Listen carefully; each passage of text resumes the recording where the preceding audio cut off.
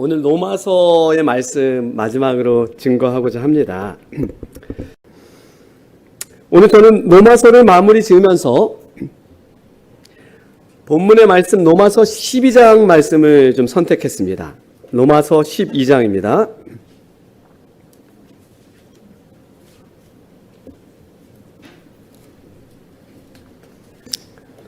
12장 1절 말씀을 우리 다 같이 읽어보도록 하겠습니다. 로마서 12장 1절입니다.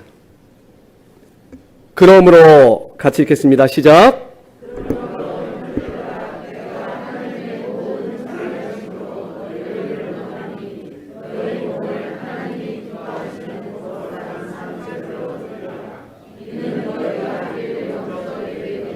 예. 말씀을 연구할 때 이 그러므로라는 단어는 좀 중요해요. 그러므로. 왜냐하면 이 주제의 변환을 꾀하는 접속사이기 때문에 그래요. 그러므로. 그러면 그러므로 이전의 로마서는, 그러니까 로마서 11장까지는 어떤 기록을 가지고 있을까요?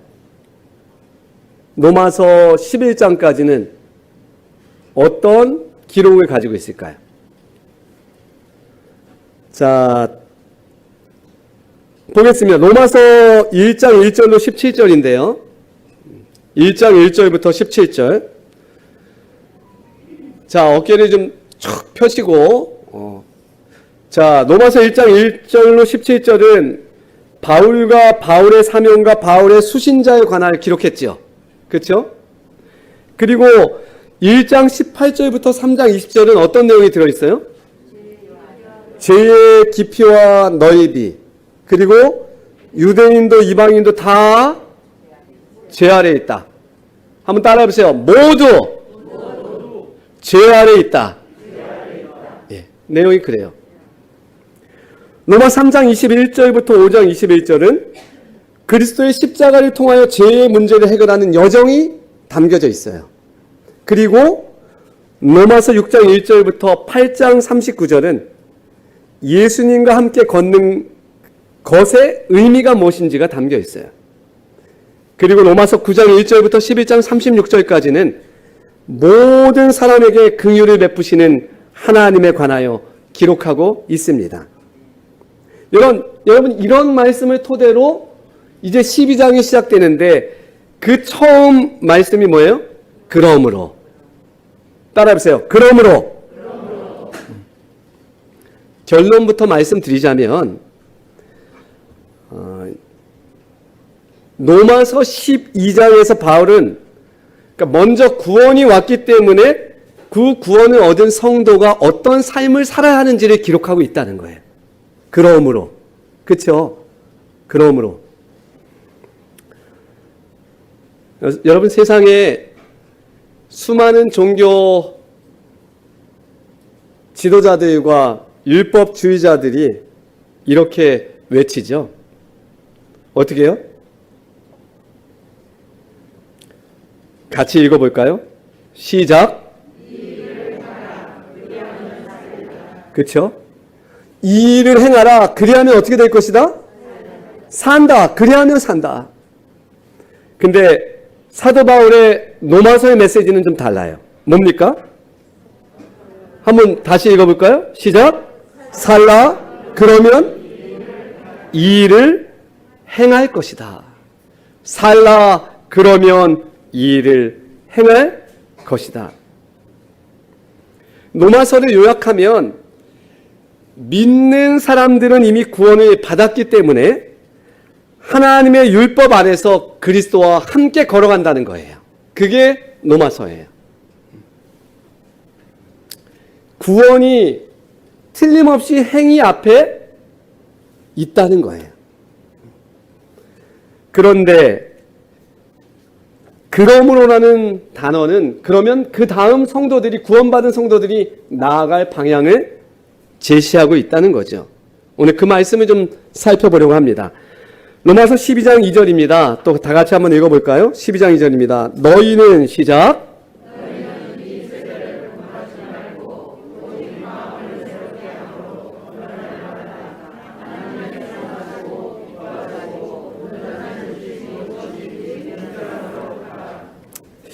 여기에서 변화를 받아라는 단어가 있습니까?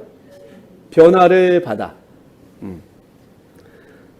이 두 개의 헬라어 단어에서 나온 건데요.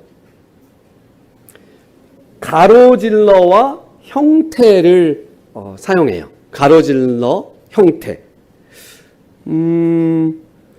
변화를 받아가 이것을 의미한다는 거예요. 그럼 여러분, 하나에서 다른 것으로 가로질러 변화된다. 머릿속으로 한번 그려보세요. 하나에서 가로질러서 변화가 된다. 요것을 다른 말로 두 글자짜리 말이 있는데 그게 뭔지 아시겠어요? 따라해보세요. 변형. 변형. 변형이라는 단어가 아주 적확한 말이에요. 변형이라는 단어가.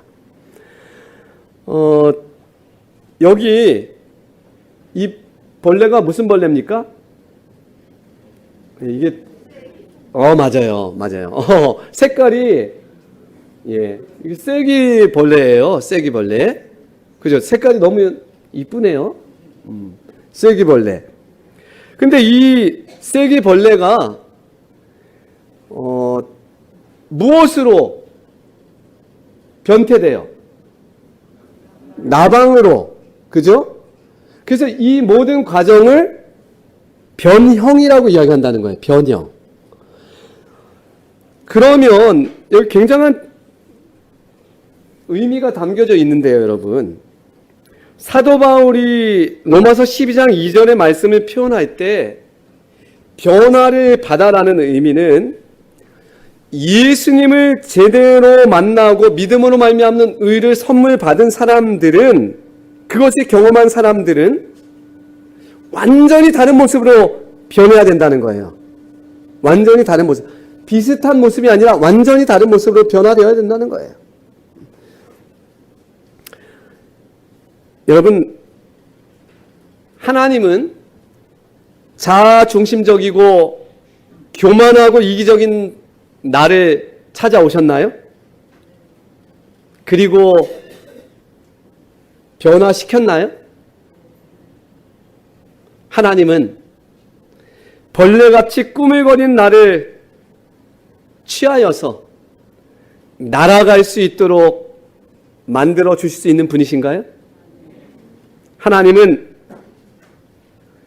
애벌레를 취하셔서 기막히게 아름다운 색을 입혀서 날개를 달아주실 수 있는 분이신가요? 한번 따라해 보시겠습니까? 하나님은 나를 변화시키고 싶어 하신다. 아멘. 하나님은 나를 변화시키고 싶어 하신다고요. 그분과 같은 성품으로 우리를 변화시키기 원하시고 예수님을 닮은 모습으로 좀 변화시키기를 원하시는 분이 하나님이셔요.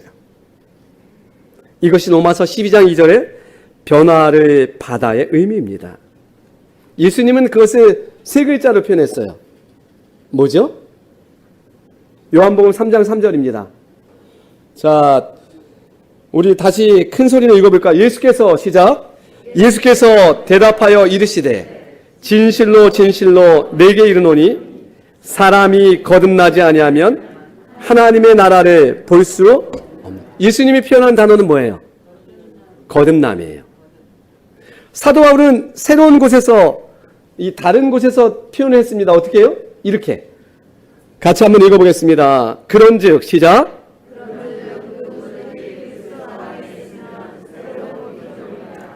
이전 것은 지나갔으니 보라. 사도 바울의 표현은 뭐예요? 새로운 피조물이에요. 새로운 피조물이에요. 제이비 필립스라는 사람이 이렇게 기록했습니다.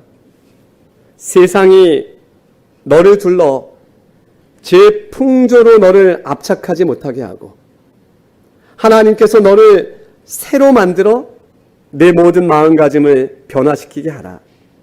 이래하면 다 같이 읽어볼까요? 시작. 이래하면 너는 하나님의 선하신 뜻을 실제적으로 드러낼 것이다. 아멘. 결국 로마서 12장에 그러므로라는 이 단어 뒤에 이어지는 말씀은 우리가 어떤 모습으로 변형되어야 될지를 분명하게 알려주는 말씀이에요. 어떤 그리스도인이 되어야 할지에 대해서 분명하게 알려주고 있습니다. 첫 번째 12장 3절 말씀을 좀 보겠습니다. 내게 주신 은혜로 말미암아 너희 각 사람에게 말하노니 마땅히 생각할 그 이상의 생각을 품지 말고 오직 하나님께서 각 사람에게 나누어 주신 믿음의 분량대로 지혜롭게 생각하라. 말씀을 쭉 읽으면 마땅히 생각할 그 이상의 생각을 품지 말라는 게 조금 애매하게 다가와요. 그렇죠, 여러분? 어떻게 느껴져요? 마땅히 생각할 그 이상의 생각을 품지 말라. 어떤 말씀 같아요?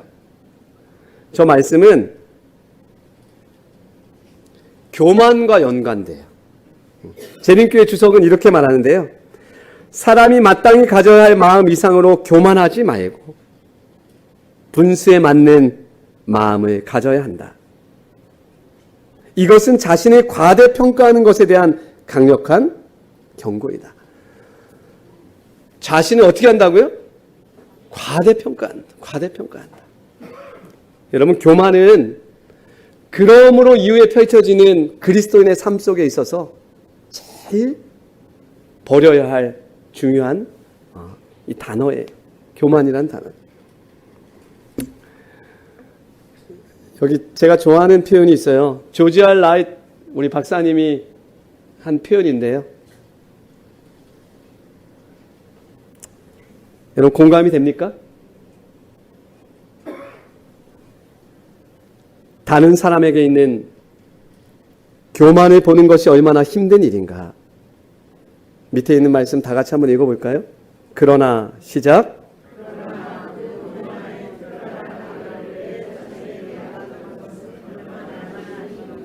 네. 다른 사람에게 있는 교만을 보는 것이 얼마나 힘든 일인가. 그러나 그 교만의 특별한 악을 내 자신에게 놔두는 것은 얼마나 쉬운 일인가. 우리가 얼마나 반복하고 있는 일인가. 다음 것 좀 볼까요? 우리가 마치 하나님께 뭔가 좋은 것을 해드리는 것처럼 착각하지 말라. 착각하지 말라.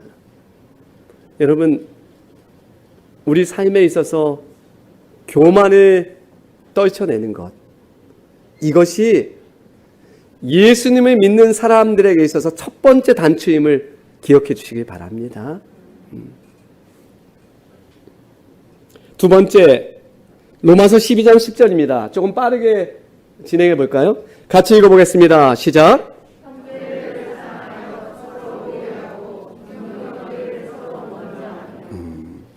서로 우애하고 존경하기를 먼저 하라. 자, 옆 사람 손을 다시 한번 잡아보세요. 예, 옆에 있는 사람, 졸군 사람 좀 깨워주시고, 예, 손 꼭 잡고,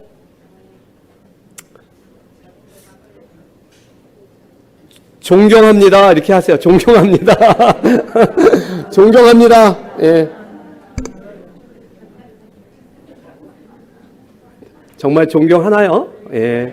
마음 깊이 존경합니다. 우리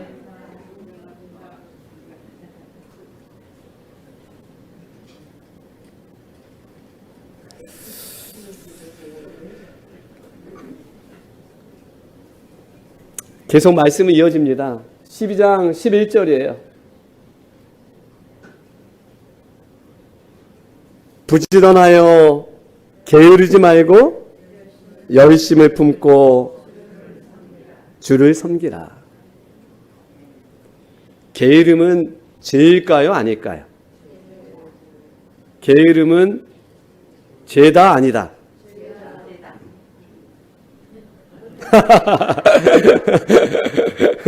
게으름은 죄다 아니다.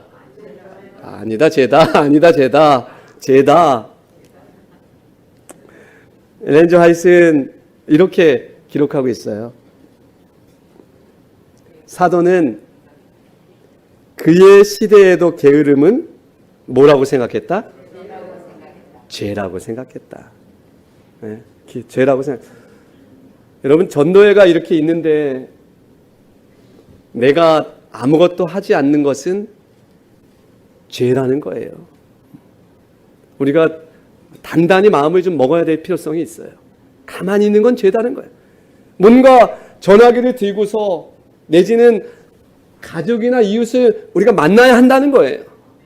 전해야 한다는 거예요. 그리고 오늘날 이 죄에 빠져 있는 사람들은 그들의 신앙 고백에 욕을 돌린다.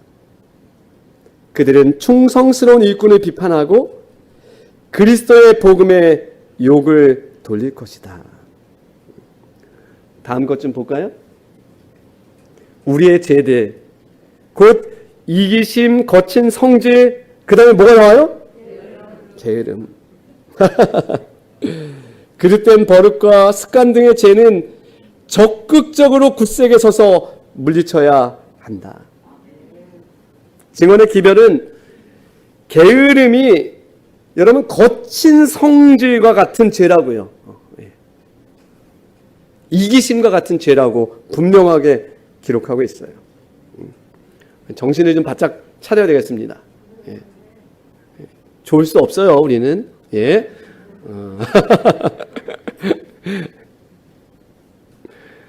계속 이어집니다. 그러므로의 말씀 계속 이어지는데요.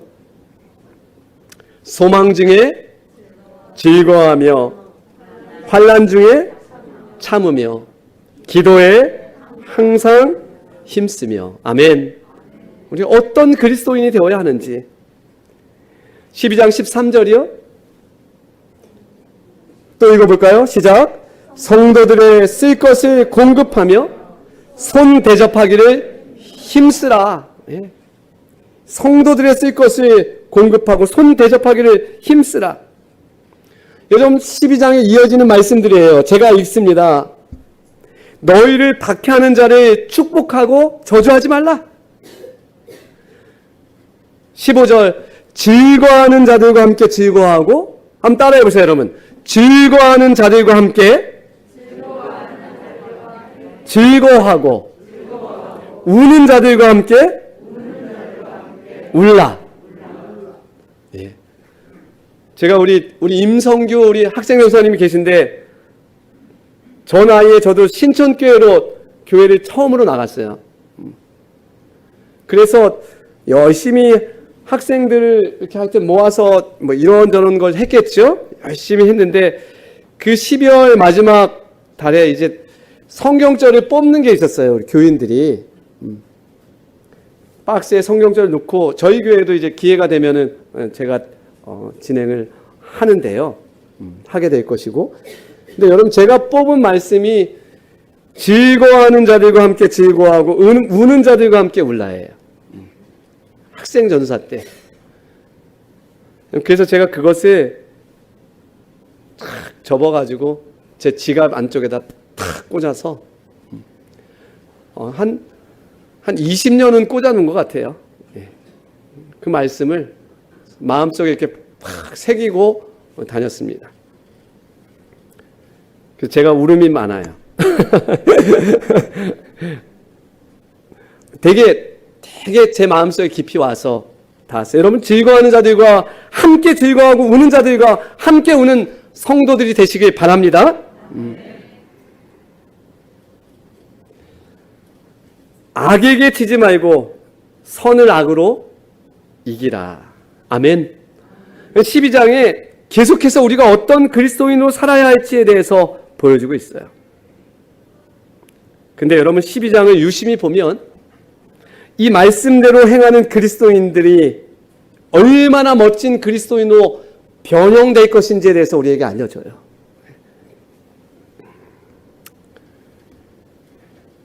그리스도인의 표준은 매우 높고 매우 고상합니다. 매우 넓고 매우 깊어요. 그런 향기나는 삶을 우리가 살게 되길 간절히 바랍니다. 여기 한 아버지와 10대 아들이 한 경험이 기록되어 있어요. 내가 10대였을 때의 일이다. 어느 날 나는 아버지와 함께 서커스를 구경하기 위해 매표소 앞에 줄을 서 있었다.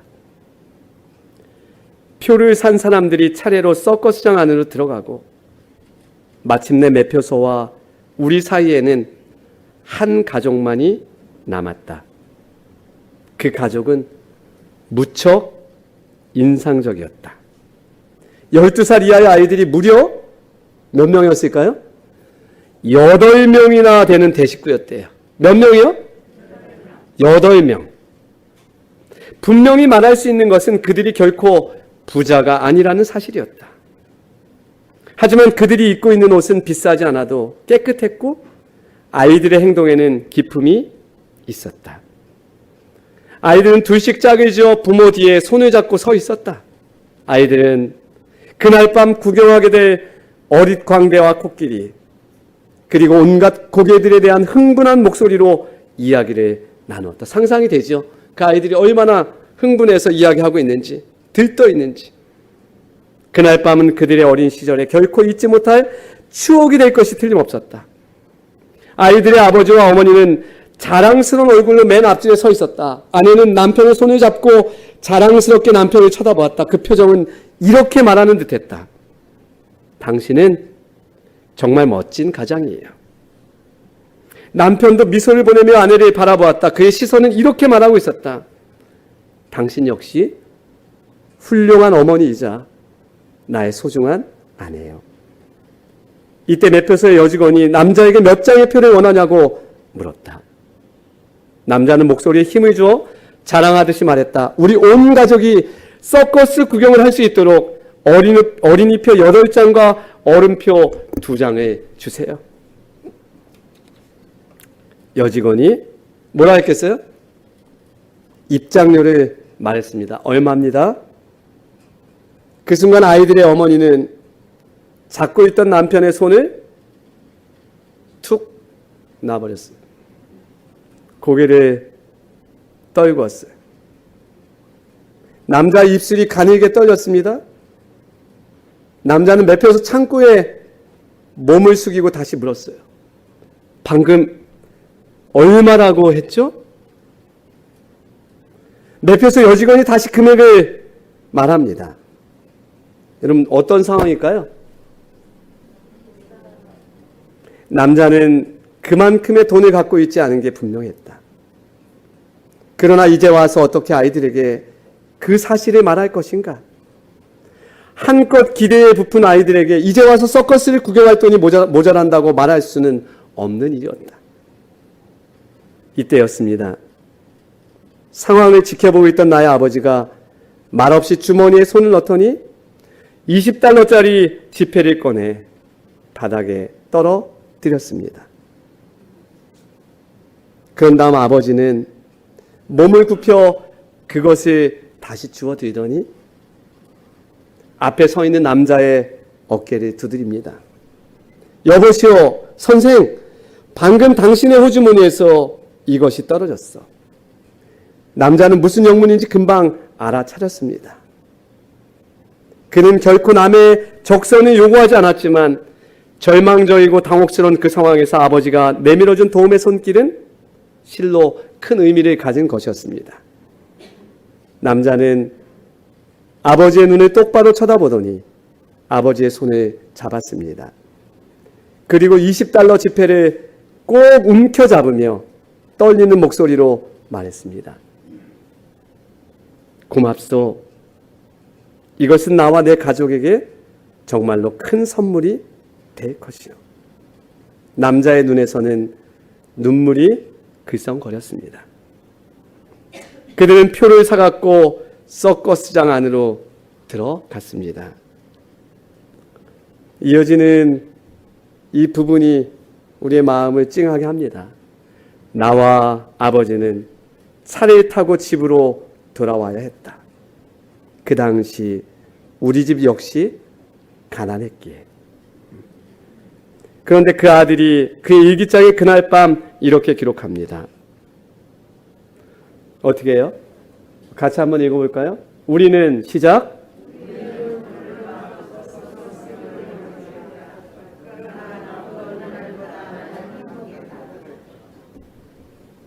우리는 오늘 밤 서커스 구경을 하지 못했다.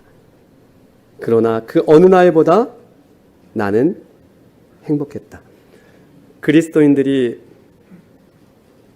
세상에서 가장 욕을 많이 먹고 있는 시대에 우리가 살고 있습니다. 여러분, 이전에 이토록 욕을 먹던 시대가 없었어요. 그리스도를 만났다고, 죄에서 구원을 자신을 얻었다고 큰 소리로 외치고 다닙니다. 그런데 로마서 12장, 그러므로의 삶이 이루어지지 않는 시대에 우리가 살고 있습니다. 사랑하는 성도님들이시여, 주님께서 이 땅에 그리스도인들에게 원하는 표준은 매우 높습니다. 매우 고상하고 매우 넓고 매우 깊습니다. 세상 속에서도 그런 멋있는 향기 나는 그리스도인으로, 하나님의 말씀이 가르치는 그런 모습의 그리스도인으로 변형돼서 서 있게 되는 저와 여러분이 되기를 간절히 바랍니다.